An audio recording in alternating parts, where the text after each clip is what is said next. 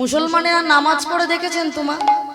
ও মায়েরা দেখে থাকবেন, যারা প্রকৃত সাচ্চা মুসলমান আছে তারা কিন্তু নামাজের ঠিক বাবা যখন সময় আছে, ওদের একটা সময় আছে বাবা, ওই সময় যখন নামাজটা শুরু হয় দেখেছেন ওই মসজিদ পর্যন্ত যাওয়ার আর সময় থাকে না, রাস্তাঘাটে যেখানে থাকে সেখানে কিছু একটা পেতে নামাজ পড়ে। হ্যাঁ কি না বাবা? পড়ে তো।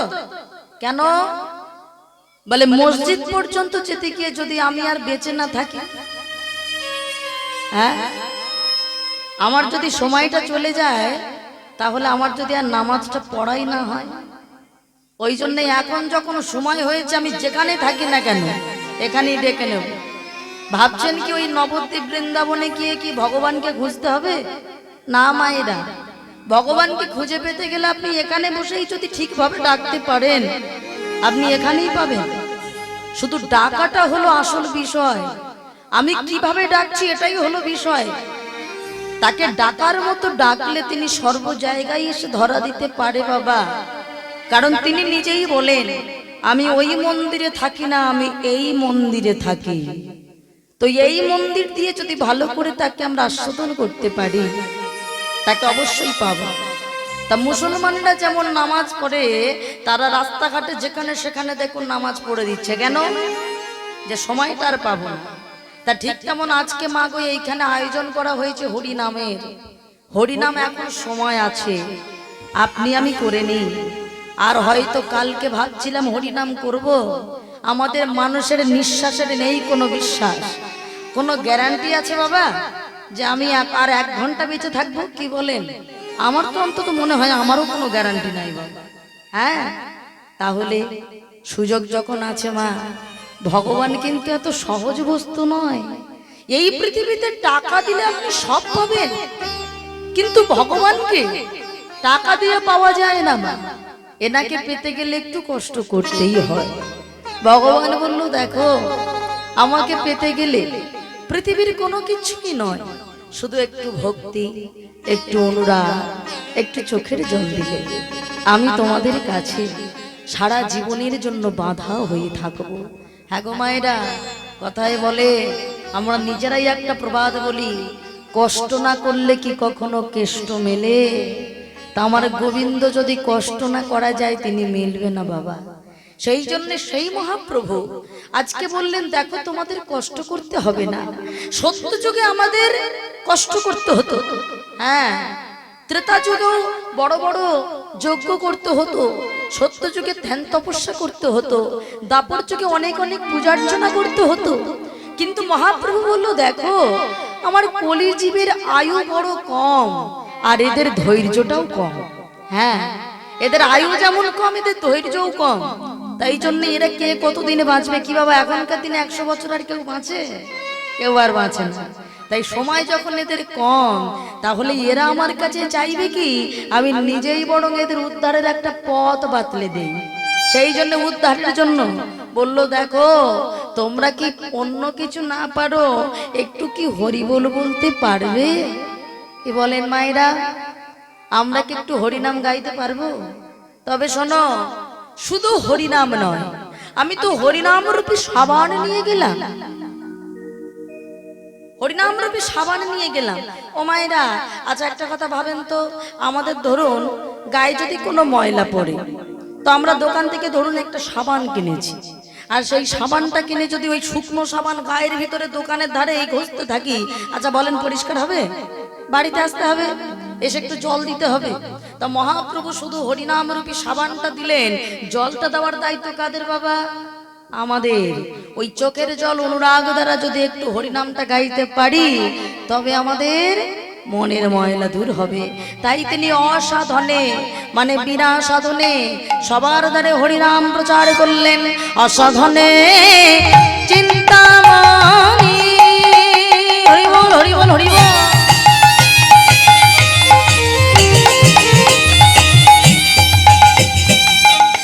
বিধি মিলা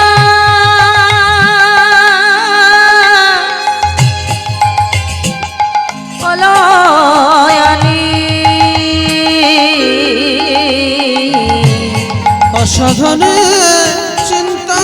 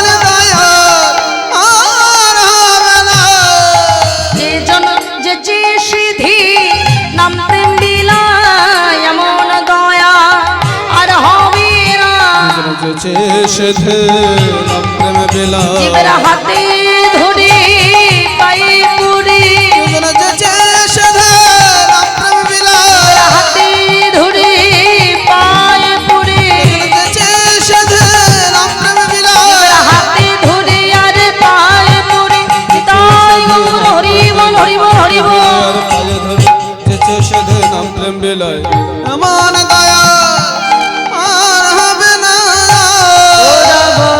গোরা বড় দয়ালো ঠাকুর আমার গোরা বড় দয়ালো ঠাকুর গোরা বড় দয়ালু ঠাকুর যিনি কিনা যেচে সেদে সবার দ্বারে হরিনাম প্রচার করলেন। ও বাবা, গানের মধ্যে ভাষাগুলো কি বললো? বলে তিনি হাতেও ধরলেন আবার পায়েও ধরলেন। আচ্ছা বলেন তো বাবা, তার কি খুব দরকার আছে? যিনি ভগবান তিনি আমাদের মতো সাধারণ মানুষের পায়ে কেন ধরতে যাবে বাবা? হ্যাঁ, বলছে শোনো, আমি পায়েও ধরে বলছি, হাতেও ধরে বলছি, তোমরা একবার হরি নাম। ভগবান কেন পায়ে ধরলেন জানেন বাবা? ভগবান বুঝিয়ে দিলেন, যদি পেতে চাও কিছু তবে আগেই হও নিচু। হ্যাঁ, আপনি আচরি ধর্ম জীবের শেখায়, আমি নিজে আচরণ করে তোমাদের বোঝালাম, যদি তোমরা কিছু পেতে চাও তাহলে আগে তোমাদেরকে নিচু হতে হবে। ভগবানকে পেতে গেলে তিনটি জিনিস অতি অবশ্যই প্রয়োজন। কি কি? এক হলো ভক্ত পদ ধূলি, ভক্ত পদ ধৌত জল, ভক্তের ভক্ত অবশেষ তিন মহাবল। ভক্তের চরণ ধুলি তাতেই মোর স্নান কেলি, তর্পণ মোর বৈষ্ণবের নাম, বিচার করিয়া মনে ভক্তিরস আস্বাদনে মধ্যস্থ ভাগবত পুরাণিতায় গৌর হরি বল হরি বল হরি। শ্রীমদ্ ভাগবত গীতা জানিয়ে দিল যে একমাত্র প্রকৃত বৈষ্ণব হতে গেলে তোমাকে তিনটি জিনিস অবলম্বন করতে হবে। খুব ভালো করে ভাবেন তো আমার মায়েরা বাবারা, আপনারা প্রথম জিনিসটা কি পাননি? ভক্ত পদ ধূলি, এটা পাননি? এখানে যে এত এত সাধুগুরু বৈষ্ণব বসে আছেন, আপনারা বলতেই পারেন আমি কি করে বৈষ্ণব হলাম? আপনারা অনেকে এখানে জাতিতে হয়তো বৈষ্ণব নয়, আপনারা বলতেই পারেন যে আমি জাতিতে বৈষ্ণব নই, আমি জাতিতে ব্রাহ্মণ নই, তাহলে আমি কি করে বৈষ্ণব হলাম? একটা কথা জানবেন বাবা, জাতিতে বৈষ্ণব হলেই কিন্তু বৈষ্ণব হওয়া যায় না। আমি বৈষ্ণব কুলে জন্মগ্রহণ করলাম, অথচ আমি কোনোদিন বৈষ্ণবের আচরণ করিনি। আমি ব্রাহ্মণ কুলে জন্মগ্রহণ করেছি, অথচ আমি কোনোদিন গায়ত্রী মন্ত্র জপ করিনি, তাহলে আমি কিন্তু ব্রাহ্মণ হলাম না। হ্যাঁ, মহাপ্রভু তিনি নিজেই বলেছেন না বাবা, মুচি হয়ে সূচি হয় যদি কৃষ্ণ ভজে, সূচি হয়ে মুচি হয় যদি কৃষ্ণ ত্যাজে। কেউ যদি ভগবানকে সঠিকভাবে আশ্রয় করতে পারে সেই প্রকৃত বৈষ্ণবে পরিণত হবে। তাহলে এখানে যে এতজন সাধুগুরু বৈষ্ণব বসে আছে, ও মায়েরা, সবার পায়ে পায়ে হাত দিয়ে কি প্রণাম করা সম্ভব? কি বলেন? এখানে এতজন বসে আছে, কারোর পায়ে পায়ে হাত দিয়ে তার প্রণাম করা যাবে না? কোমর ব্যথা হয়ে যাবে তো বাবা। হ্যাঁ, কিন্তু একটা সহজ উপায় আছে বাবা। উপায়টা কি? এই আসনে যখন আমরা বসেছি, এটা দেখতে চটের আসন বাবা, এটা শুধু চটের আসন নয়। এইখানে বসে যিনি কৃষ্ণ কথা শুনেছিলেন তিনি কোনো সাধারণ মানুষ নয়, তিনি হলেন মহারাজ পরীক্ষিত। হ্যাঁ, আর কৃপা করে যে জায়গায় আমি দাঁড়িয়ে আছি বাবা, এখানে যিনি কৃষ্ণ কথা বলেছিলেন তিনি হলেন শৌকদেব গোস্বামী। এই দুটো জায়গা পাওয়া মায়েরা অনেক ভাগ্যের ব্যাপার। কীর্তন দেখতে আসার কীর্তন আস্বাদন করা দুটো আলাদা। অনেকে বলে চলো কীর্তনিয়া গৌরপিয়া কেমন দেখতে একটু দেখে আসি চল, তারা বেশিক্ষণের অতিথি কিন্তু হরিবাসরে নয় বাবা। হ্যাঁ, কেন জানেন? একটা মানুষকে আপনি কতক্ষণ দেখতে পারেন বাবা? আধ ঘন্টা দেখলেন জোর, 1 ঘন্টা দেখলেন আর ভাল লাগবে না বাবা। কিন্তু এই হরিবাসরে যারা আমার গৌর গোবিন্দকে ভালোবেসে এসে বসেছেন, যারা সত্যিকারের তাকে ভালোবাসেন, যেখানে এই কীর্তন হয় পাগলের মতো ছুটে চলে যান, তারা কখন যে 3 ঘন্টা পার হয়ে যাবে নিজেরাই বুঝতে পারবেন না বাবা। হ্যাঁ, তাহলে এই যে আপনারা সাধুগুরু বৈষ্ণব বসে আছেন, ও মা, বৈষ্ণবকে দেখলেই বোঝা যায় কেমন ভাবে?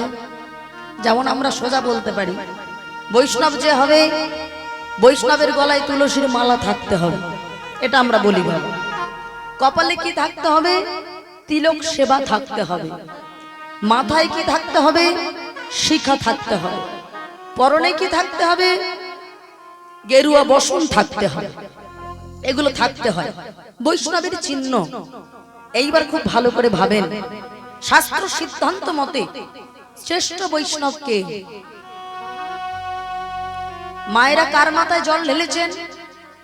কয়েকদিন আগে জল ঢালেননি? শিবের মাথায়। আমার বাবা ভোলানাথ হলো শাস্ত্র সিদ্ধান্ত মতে শ্রেষ্ঠ বৈষ্ণব। আচ্ছা, ভোলানাথ যদি শ্রেষ্ঠ বৈষ্ণব হবে, এই সামনে চৈত্র মাসের 30 তারিখে চড়ক আসছে বাবা, তাই তো অনেক জায়গায় হয়তো চড়ক মেলা আমার ভোলানাথের জন্য, অনেক জায়গায় চড়ক পূজা হয়। তা সেই ভোলানাথ তিনি হলেন শাস্ত্র সিদ্ধান্ত মতে শ্রেষ্ঠ বৈষ্ণব। কিন্তু কেন? ভোলানাথের ভিতরে কি কোনো বৈষ্ণবের আকার আচরণ কিছু দেখা যায় বাবা? কি বলেন? বৈষ্ণবের চিহ্ন হলো গলায় তুলসীর মালা। আচ্ছা, ভোলানাথের গলায় কি তুলসীর মালা আছে? কি বলেন বাবা? কিসের মালা আছে? এরা ভোলানাথের গলায় কি তুলসীর মালা আছে? কিসের মালা আছে? শুধু সাপ দেখলে হবে ওইটা চোখে দেয় বলে? রুদ্রাক্ষের মালা। আচ্ছা, তাহলে সেখানে কি বাবা বৈষ্ণবের চিহ্ন মিলল? কি বলেন বাবা? মিলল না। আচ্ছা, কপালে যে এই যে আমরা তিলক সেবা করেছি, এদিকে তাকান, এই যে ধরনের তিলক করেছি, এই তিলক সেবাটার একটা নাম আছে, এটাকে বলা হয় অর্ঘকুণ্ডক তিলক। আমার ভোলানাথের কপালে এরকম তিলক আছে? কি বলেন মায়েরা? এরকম আছে না? ত্রিকুণ্ডক তিলক, মানে সেখানেও বৈষ্ণবের চিহ্ন মিলল না। আচ্ছা, মাথায় কি শিখা আছে? বাবারা বলবেন না, মায়েরাই বলবে। মাথায় শিখা আছে? হ্যাঁ, জটা আছে। বাবা জটাটা বলছে সেই রকম করে আর কি, বিশাল জটা তো। বলে জটা যদি না বলতে পারতেন মায়েরা, সামনের বছর থেকে জল দেওয়া বন্ধ হয়ে যেত আর কি। হ্যাঁ, তার কারণ মাথায় জল দেবে, আর মাথারই যদি খবর না রাখি আমরা, তাহলে মাথায় আছে কি? জটা। পরনে কি আছে বাবা? গেরুয়া বসন আছে। আছে কি? বাঘের ছাল। মানে সেখানেও বৈষ্ণবের চিহ্ন মিলল না। তাহলে বৈষ্ণবের চিহ্ন যদি না মেলে, তাহলে তিনি বৈষ্ণব হলো কি করে?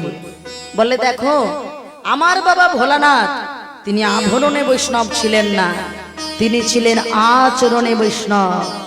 আমরা তো সবাই বাবা সাজা বৈষ্ণব হই, আমার বাবা ভোলানাথ তিনি সাজা বৈষ্ণব ছিল না, তিনি ছিলেন আচরণে বৈষ্ণব।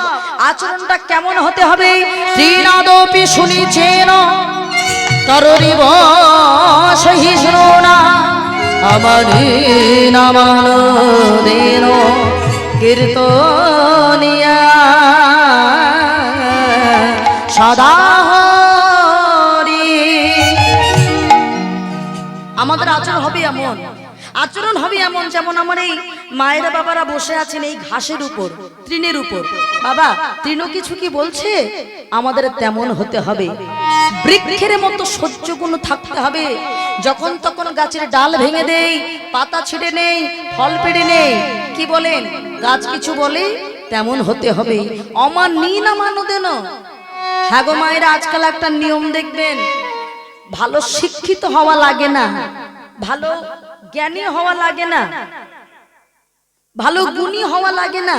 দেখবেন অনেক ব্যক্তি আছে যাদের একটু অর্থ আছে, আমরা তাদের দেখবেন ভালো করে মান দিতে চাই। কি বলে? কিছু আগে হও নিচু, যদি কিছু পেতে হয় আগে আমাদেরকে নিচু হতে হবে। সব থেকে দেখবেন বাবা, যার বেশি গুণ আছে জ্ঞান আছে, সে মানুষের কাছে কখনো বলে বেড়ায় না আমি অমুক আমি তমুক। কি বলেন বাবা? যারা মহান ব্যক্তি তাদের কিন্তু সর্বদাই মাথাটা নিচু থাকে। আমার মায়েরা বাস্তব জগৎ দিয়ে বুঝতে পারবেন। হ্যাঁ গো বাবা, কলসি বড় হয় না গ্লাস বড় হয়? কলসি বড় হয়, তাই তো? কলসি বড় হয়। এবার যখন কলসি থেকে আপনি যখন গ্লাসে জলটা ঢালবেন, কে মাথা নিচু করছে বাবা? দেখেছেন কলসি মাথাটা নিচু করে, কারণ ও বড়, ওই কিন্তু মাথাটা নিচু করছে। আবার ধান গাছ দেখেছেন বাবা, যখন একদম ফসলটা পরিপূর্ণ হয়ে যায়, ও মায়েরা দেখবেন একদম ফসল যখন এসে যায়, সেই ধান গাছের মাথাগুলো নিচের দিকে থাকে না উপরের দিকে থাকে? নিচের দিকে। কেন? ওর ফল আছে, ও ভারী কিন্তু মাথাটা নিচু করছে। আর যেগুলো আখড়া ছিটে সবকটার ভিতরে তো আসে না ফল, তার ভাবটা কেমন? সর্বদাই মাথা উঁচু। তা ঠিক তেমন যে মানুষের ভিতরে গুণ থাকে, জ্ঞান থাকে, সে সর্বদাই মাথাটা নিচু করতে জানে বাবা। কিন্তু যার ভিতরে গুণও নাই আর জ্ঞানও নাই, সে সবার কাছে মাথা উঁচু করে বলে বেড়ায় আমি অমুক, আমি তমুক।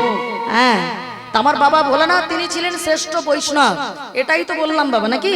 বৈষ্ণবদের মধ্যে বৈষ্ণব জগতে শ্রেষ্ঠ বৈষ্ণব ছিল, তাই তার আচরণ ছিল, তার আভরণ ছিল না, তাকে সাজতে লাগেনি, তিনি এমনিতেই প্রকৃত বৈষ্ণব ছিলেন।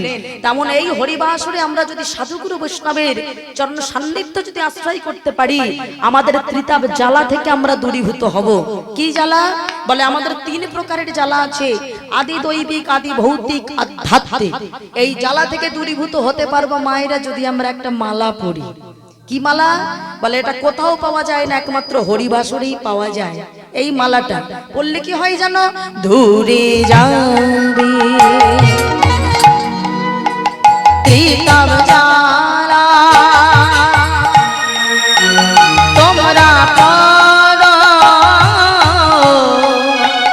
নামের মালা। দূরে যাবে ত্রিতাপ জ্বালা তোমরা পড়ো নামের মালা। দূরে যাবে ত্রিতাপ জ্বালা তোমরা পড়ো নামের মালা। দূরে যাবে ত্রিতাপ জ্বালা তোমরা পড়ো নামের মালা। মায়েরা, এই মালা পেতে গেলে করে পাওয়ার নাম হলো কৃপা। আমি এখানে একা হরিনাম গাইব না, এই মহাপ্রভুর আবির্ভাব তিথিতে আপনারা সবাই মিলে মহাপ্রভুর ভক্ত যেহেতু, তাকে আনন্দ দেওয়ার জন্য, আমার জন্য নয় বাবা, সবাই মিলে আমার পরে আমি যে সুরে হরিনামটা গাইছি, হ্যাঁ গো মায়েরা, এই 2 মিনিট যদি গাইতে পারেন, আপনাদের কীর্তন শোনাটা, আসা যাওয়াটা সার হবে না। শুনেছি এখানে তপন দাদা ভাইয়ের মুখে যে এনারা খুব কষ্ট করে কীর্তন দেন, আপনাদের কীর্তনটা কষ্ট করে দেওয়াটা সার্থক হবে বাবা। সবাই মিলে 2টি বাহু তুলে আমার পরে আমি যে সুরে গাইছি, আপনারা ঠিক সেই সুরে জোরে জোরে গাইবেন, কেমন? আমার গোবিন্দের জন্য সবাই মিলে হাত তুলুন মায়েরা, পিছন দিক থেকে, আমার বাবারাও তেমন সামনে, সবাই মিলে হরে কৃষ্ণ হরে কৃষ্ণ কৃষ্ণ কৃষ্ণ হরে হরে হরে রাম হরে রাম রাম রাম হরে হরে। বলুন জোরে জোরে।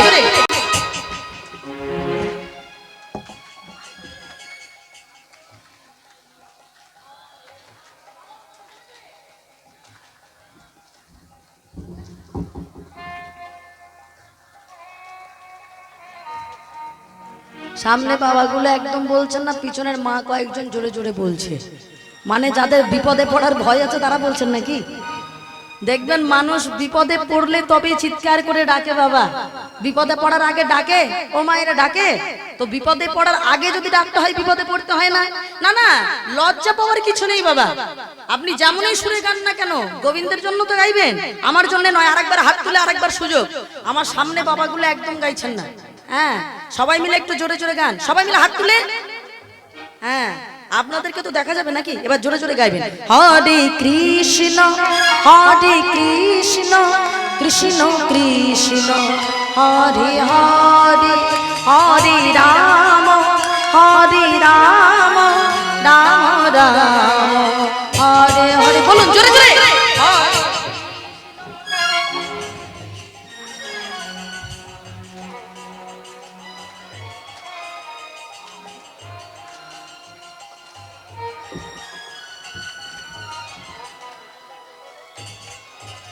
সুন্দর সুন্দর, খুব ভালো হয়েছে বাবা, খুব ভালো হয়েছে। তবে যে কজন গাইছিলেন কত আনন্দ লাগছিল বলেন তো ও মায়েরা। আর যারা এখনো চুপ করে আছেন ভাবছেন বোধহয় এই রে পাশের লোক মনে হয় শুনে নেবে গলাটা আমার কেমন, শোনার দরকার নেই, আপনার গোবিন্দই শুনবে। পাশের লোক শুনে যত না আনন্দ পাবে উনি বেশি আনন্দ পাবে। তাহলে সবাই মিলে হাত তুলে একসঙ্গে উলুধ্বনি করে হরে কৃষ্ণ হরে কৃষ্ণ কৃষ্ণ কৃষ্ণ হরে হরে হরে রাম হরে রাম রাম রাম হরে হরে। উলুধ্বনি হরি বল হরি বল। কৃষ্ণ হরে কৃষ্ণ কৃষ্ণ কৃষ্ণ হরে হরে হরে রাম রাম রাম হরে হরে। নাম গা কৃষ্ণ নাম মধুর নাম হরি বল হরি বল হরি বল হরি বল। কৃষ্ণ